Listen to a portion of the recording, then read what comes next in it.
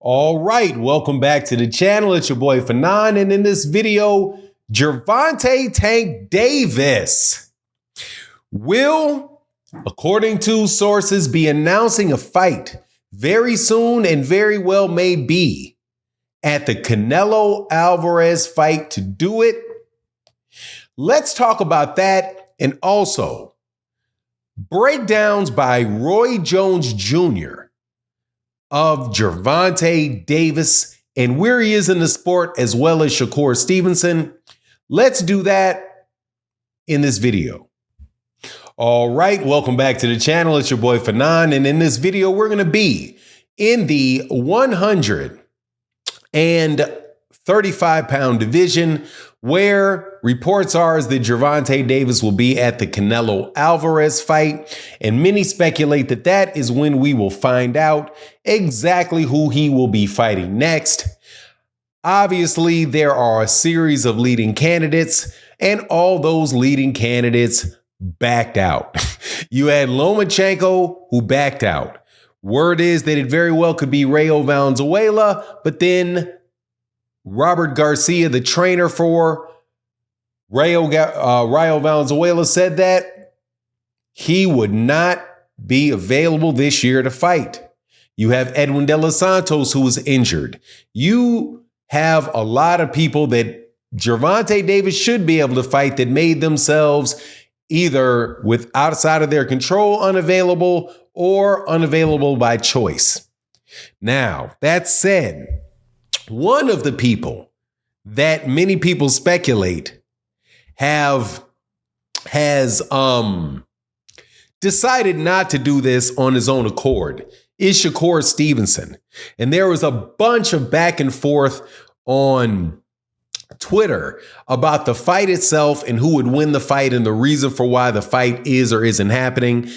Some people are saying that it is because Shakur Stevenson doesn't believe that he is ready for Gervonta Davis and that he is basically trying to hold this out so he can get some easy money out of Eddie Hearn and fights like Joe Cordina and whoever the other people that will without a doubt be coming up behind him.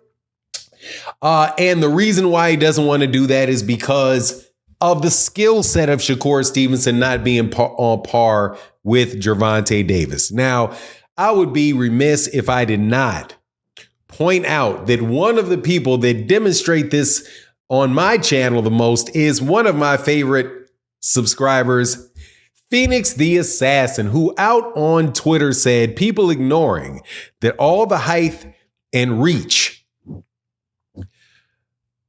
they say Shakur has to be able to stay on the outside. Tank has already seen it. There is no significant height reach advantage. Shakur would be at risk each time he throws a punch because Tank has faster hands and counters between the shots. And as you can see in his graphic, he talks about the height, both having about the same height, both having about the same reach. Obviously, meaning that Shakur Stevenson is the same dimensions as Frank Martin. So the people that think that the height is going to keep Gervonta Davis away from him, Phoenix the Assassin is saying no, that is not the case. That is not going to affect Gervonta Davis because he's had a lot more experience with that. Somebody that seemed not too long ago on an interview that took place with Steven Jackson said essentially the same thing when he broke down the two fights between Gervonta and Shakur, broke down the two fighters. Roy Jones Jr., obviously one of the best fighters of my lifetime, for sure. One of the best fighters ever, had something to say about it, and he broke down both fights in that interview. The first thing he did was with Shakur Stevenson and talked about the strengths and weaknesses of Shakur. Shakur Stevenson is a very good fighter, but you got to learn, and I will hope he will pay attention to this because this is going to mean a lot for him. Mm-hmm. His feet are good, but sometimes they take him too far out of range to be able to come back and counter. Mm-hmm. The last guy he fought, The guy was a good puncher, so when he was jumping back, he was jumping too far back out of range to where he couldn't come back and get something right away. You know what I'm saying? And for the fans, it starts to look bored.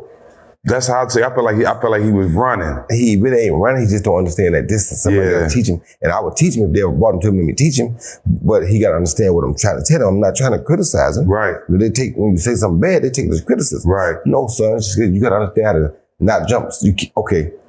People know what the thing that dig the hole, the excavator, right? Yeah. If you move that thing back too far, you can't reach the job. Right. I love that. I love that analogy, man, of the footwork. I love Roy Jones Jr.'s breakdown on that. It's got to work, but it got to stay on the job while it work. You can't take it out of if you working with this because this part keeps it on the job. The feet, this do the work. If you take the thing and move it back, it's off the job. It can't work no more. Right. So if you move back every time off the job, it ain't gonna never get no work done. So now it's gonna become boring. Why? It ain't doing nothing. It start on the hole, then it move to another.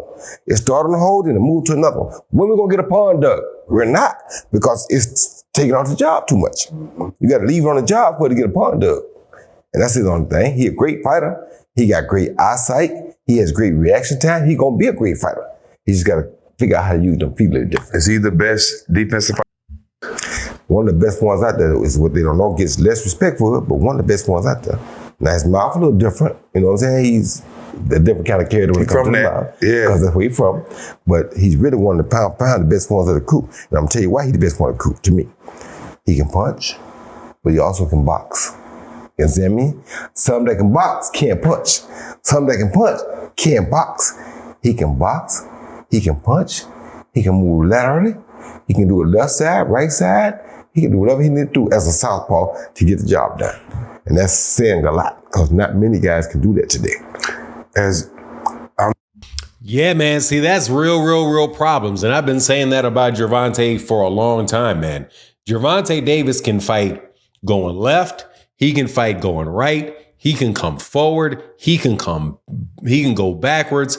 He can straight up knock you out. He can box you. He can outbox you.